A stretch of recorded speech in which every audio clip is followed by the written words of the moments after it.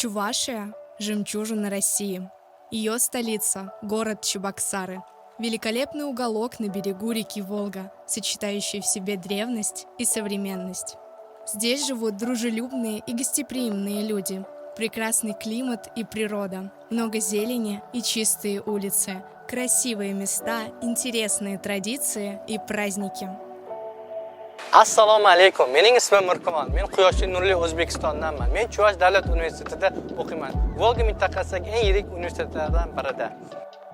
Men bilan Rossiyaning 60 ta viloyatidan va dunyoning 50 ta davlatidan 18 mingta talaba o'qiydi.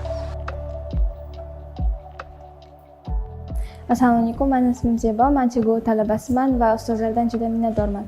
Ular hamma darsliklarni aniq va tushunarli o'rgatishadi. Hattoki ingliz tilida ham ma'ruzalar bor. Menga ko'proq yorqin o'quv xonalari va zamonaviy laboratoriyalar yoqadi. Bu yerda siz yangi an'ana, ko'proq turli studiyalar va sport bo'limlarini topishingiz mumkin. Talabalik hayoti va CHGUdagi o'qish uzoq vaqt davomida esda qoladi. Shu bilan men dugonam bilan birga universitetdan uzoq bo'lmagan joyda yashaymiz. Bu yerda juda qulay yashash sharoitlari bor. Menga ko'proq yoqadigan tomoni rus tili va ingliz tilini mustahkamlab oldim. Men bu yerda o'zimni uyimdagidek his qilaman.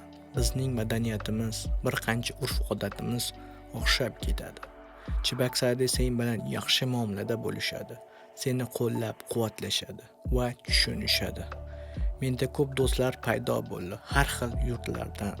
Bu yerda urf-odatlarimizni hurmat qilishadi. Har yili biz Yangi yil va Navro'z bayramini qarshi olamiz.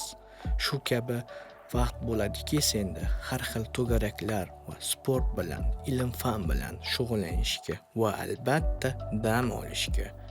Eng muhimi, bu yerda bir qancha go'zal joylar bor. Bular parklar, maydonlar, plyajlar va tamaddixonalar va katta do'konlar.